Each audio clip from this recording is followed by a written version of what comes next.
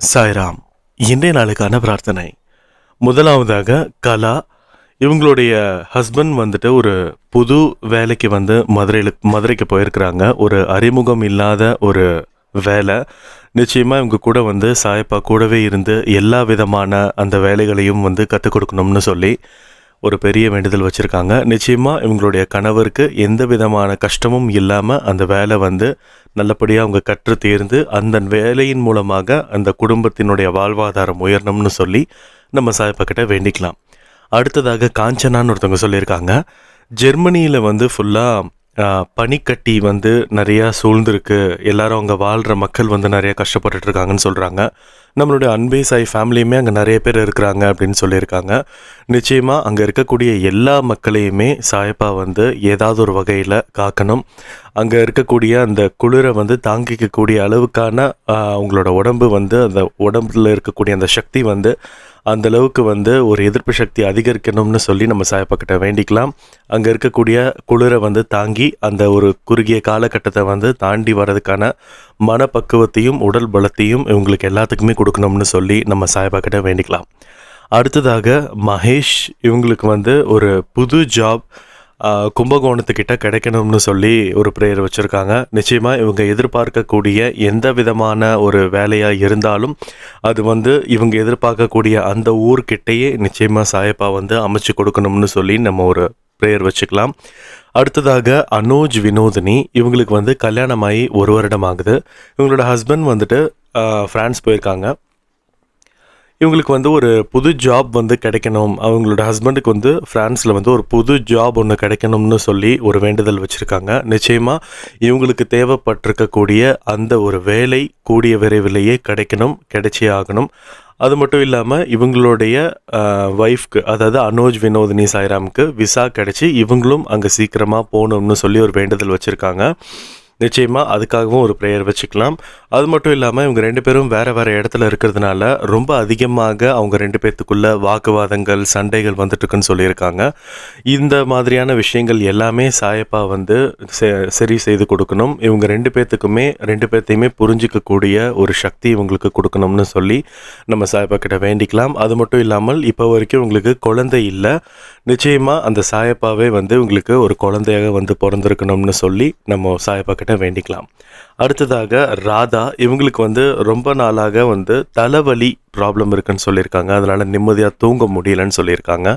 இவங்களுக்கு எவ்வளவு பெரிய தலைவலியாக இருந்தாலும் அதை சீக்கிரமே சாயப்பா வந்து நிவர்த்தி செஞ்சு கொடுக்கணும். ஒரு நிம்மதியான உறக்கத்தையும் நிம்மதியான வாழ்க்கையும் வாழ்வதற்கு சாயப்பா ஏதாவது ஒரு வழி பண்ணி கொடுக்கணும்னு சொல்லி நம்ம சாயப்பா கிட்ட வேண்டிக்கலாம். அடுத்ததாக ராஜேந்திரன். இவங்களோட பேத்தி வந்து கொஞ்ச நாளாகவே ரொம்ப அழுதுகிட்டே இருக்காங்கன்னு சொல்லியிருக்காங்க. அவங்க ஒரு குட்டி குழந்தை தான், ஒரு கொஞ்சம் வயசு தான் ஆகுது. ஆனால் வந்து எதுக்காக அழுகுறாங்க, என்ன ப்ராப்ளம், என்ன விஷயம்னு அதை யாராலுமே கண்டுபிடிக்க முடியல. அது எந்த பிரச்சனையாக இருக்கணும்னு சொல்லி அந்த குழந்தை மூலமாகவோ அல்லது ஏதாவது ஒரு மூலமாக இவங்க குடும்பத்துக்கு உணர்த்தி அதை வந்து சரி செஞ்சு கொடுக்கணும்னு சொல்லி நம்ம சாயப்பா கிட்ட வேண்டிக்கலாம். அந்த குழந்தையோட அழுகைக்கு பின்னால் என்ன காரணம் இருக்குது அப்படின்னு சொல்லி சீக்கிரமே தெரிஞ்சு அதை வந்து எல்லாமே நிவர்த்தி பண்ணி கொடுக்கணும்னு சொல்லி ஒரு பெரிய வேண்டுதல் வச்சுக்கலாம். அடுத்ததாக வெங்கடேஷ் பர்டே. இவங்களுடைய ஃப்ரெண்டு ஒருத்தர், அவருக்கு வந்து ஏஜ் வந்து 20 தான் ஆகுது. அவருக்கு வந்து சுகர் ப்ராப்ளம் இருக்குது, பிபி பிரச்சனை இருக்குது, அது இல்லாமல் கொலஸ்ட்ரால் இருக்குது, தைராய்டு இருக்குது. ரீசெண்டாக ஒரு ஆப்ரேஷன் பண்ணியிருக்காங்க. அந்த ஆப்ரேஷன் பண்ணதில் இருந்து அந்த ஒரு காது பிரச்சனையுமே வந்து அவங்களுக்கு சேர்ந்துருக்குது. இந்த மாதிரியான எல்லா பிரச்சனைகளையுமே சீக்கிரத்திலேயே வந்து ரெடி பண்ணி கொடுக்கணும். ஏன்னா 20 வயசில் இவ்வளோ பிரச்சனை இருக்கிறதுன்றது ரொம்ப ரொம்ப கஷ்டமான ஒரு விஷயம். அப்படி இருக்கும்போது அதையும் தாங்கிக்கிட்டு இருக்கிறாங்க. மீறியும் அதை தாண்டி அதை கடந்து வரக்கூடிய ஒரு வழி சாயப்பா அவங்களுக்கு காமிச்சு நிச்சயமாக எல்லாரும் மாதிரியும் ஒரு சந்தோஷமான ஒரு நிம்மதியான வாழ்க்கையை வாழ்ந்து இவங்களுக்கு வந்து ஒரு வழி, ஒரு வாய்ப்பு வந்து சாயப்பா கொடுக்கணும்னு சொல்லி நம்ம சாயப்பா கிட்ட வேண்டிக்கலாம். அடுத்ததாக மகேஸ்வரி. இவங்களுடைய மகள் ஸ்வேதா. இவங்க வந்து 10th ஸ்டாண்டர்ட் படிக்கிறாங்க.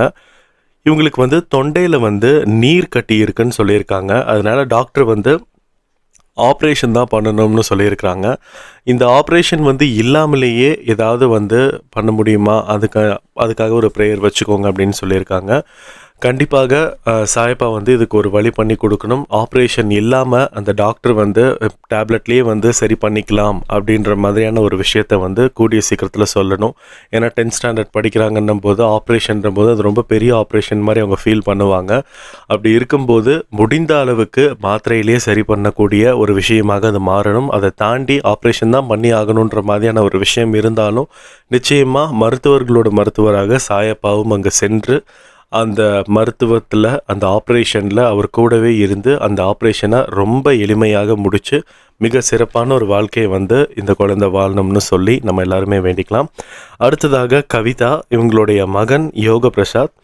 இவங்களுக்கு வந்து வயது வந்து 28 ஆகுது. இவருக்கு வந்து ஒரு இடத்துல வேலை பண்ணிட்டு தான் இருக்கிறாரு. பட் இருந்தாலுமே அந்த வேலையில் கவனம் இல்லாமல் ஒரு மாதிரி விளையாட்டுத்தனமாக இருக்கிறாரு. அது மட்டும் இல்லாமல் ஃபோனில் வந்து கேம்ஸ் எல்லாம் நிறைய விளையாடுறாரு அப்படின்ற மாதிரி சொல்லியிருக்காங்க. நிச்சயமாக இவங்களுக்கு வந்து ஒரு மனப்பக்குவத்தை சாயப்பா கூடிய விரைவில் கொடுத்து இவங்களோட ஆத்மா கூட சாயப்பா பேசி இவர் வந்து அவரோட வாழ்க்கையும் மேம்படுவதற்கான அடுத்தடுத்த வழிகள் என்னென்ன இருக்குதுன்றத நல்லா யோசித்து அதற்கு ஏற்றவாறு இவர் வந்து செயல்பட தொடங்கணும்னு சொல்லி நம்ம சாயப்பா கிட்ட வேண்டிக்கலாம். அடுத்ததாக சிவபாலன், இவங்களுடைய ஃப்ரெண்டோடைய மகனுடைய மாமனார். இவங்களுக்கு வந்து சுவாச பையில் கேன்சர் கட்டி இருக்குன்னு சொல்லியிருக்கிறாங்க. இவங்களுக்கு வந்து இன்னொரு 6 மாதம் மட்டும்தான் அவங்க உயிரோடு வாழுவாங்க அப்படின்ற மாதிரி ஒரு பெரிய கெடு வச்சுருக்குறாங்க. நிச்சயமாக இந்த மாதிரியான ஒரு கஷ்டமான விஷயங்கள் எல்லாமே நிறைய பக்கமும் இருக்குது. நம்ம காதுக்கு கேட்டது இந்த ஒரு விஷயம்தான். இந்த மாதிரியான விஷயங்கள் வரும்போது சாயப்பா நிச்சயமாக அவங்கள தொட்டு தரிசனம் கொடுத்து அந்த சுவாச பையில் இருக்கக்கூடிய கேன்சர் கட்டியை ஏதாவது ஒரு விஷயம் பண்ணி கரைச்சி ஒரு நல்ல ஒரு விஷயத்தை வந்து ஒரு நல்ல செய்தியை வந்து நம்ம எல்லாருமே கேட்கணும்னு சொல்லி நம்ம சாயப்பா கிட்ட வேண்டிக்கலாம். இது மட்டும் இல்லாமல் இந்த இடத்துல இது ஒரு பொது பிரார்த்தனையை மாற்றிக்கலாம். நாளுக்கு நாள் அந்த நோயோட தாக்கம் எல்லாருக்குமே நிறைய விஷயங்கள் நிறைய இடத்துல நடந்துக்கிட்டே இருக்குது. அப்படி இருக்கும் பொழுது இந்த மாதிரியான தீர்க்க முடியாத ஒரு நோயில் பாதிக்கப்பட்டு இருக்கக்கூடிய எல்லாருக்குமே ஒரு பெரிய வேண்டுதலாக வச்சுக்கலாம். எல்லாத்துக்கும் எல்லா விஷயமுமே நல்லா கிடைக்கணும், நல்லபடியாக கிடைக்கணும். அப்படி இருக்கும்போது இருக்கக்கூடிய எல்லா பிரச்சனைகளையுமே கூடிய சீக்கிரத்தில் சாயப்பா வந்து நிவர்த்தி பண்ணி கொடுக்கணும். அது எவ்வளோ பெரிய நோயாக இருந்தாலும் சரி.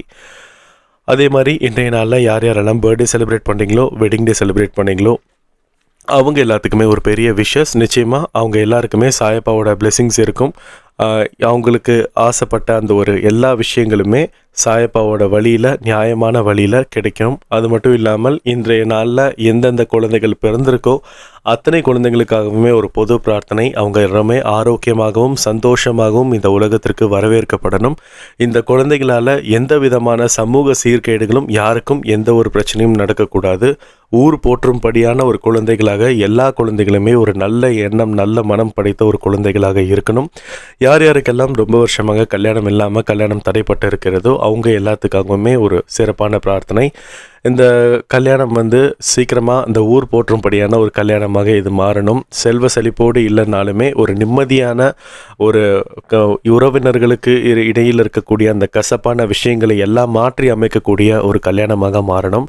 அது மட்டும் இல்லாமல் அனுதினமும் இருக்கக்கூடிய எல்லாரும் அனுபவிக்கக்கூடிய ஒரு பிரச்சனைக்கு எல்லா விஷயமான ஒரு இடத்துல இருந்தும் ஒரு விடுதலையை கொடுக்கணும்னு சொல்லி நம்ம சாயப்பா கிட்ட வேண்டிக்கலாம்.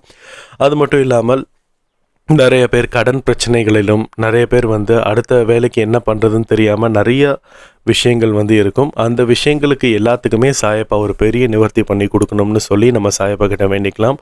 நம்மளை சுற்றி இருக்கக்கூடிய நிறைய இடத்துல நம்மளை சுற்றி இருக்கக்கூடிய நிறைய இடத்துல நிறைய அழுகுரல்கள் நம்மளுக்கு இன்னும் நம்ம காதில் கேட்காம இருக்குது. அவங்க எல்லாத்துக்காகவுமே ஒரு பெரிய வேண்டுதலை வச்சுக்கலாம். சொல்ல முடியாத கஷ்டங்களும் சோகங்களும் நிறைய பேர்த்துக்கு நிறையா இருக்கும். அது எல்லாத்துக்குமே சாயப்பா வந்து அவங்களோட ஆன்மாவோட பேசி அந்த பிரச்சனைகளுக்கான ஒரு தீர்வு என்னன்றதை அவங்க எல்லாருக்குமே கொடுத்துருக்கணும்னு சொல்லி நம்ம சாயப்பா கிட்ட வேண்டிக்கலாம். அது மட்டும் இல்லாமல் இந்த பதிவை கேட்டுட்டு இருக்கக்கூடிய ஒவ்வொருத்தங்களுடைய மன பிரார்த்தனையுமே சாயப்பா நிறைவேற்றி கொடுக்கணும்.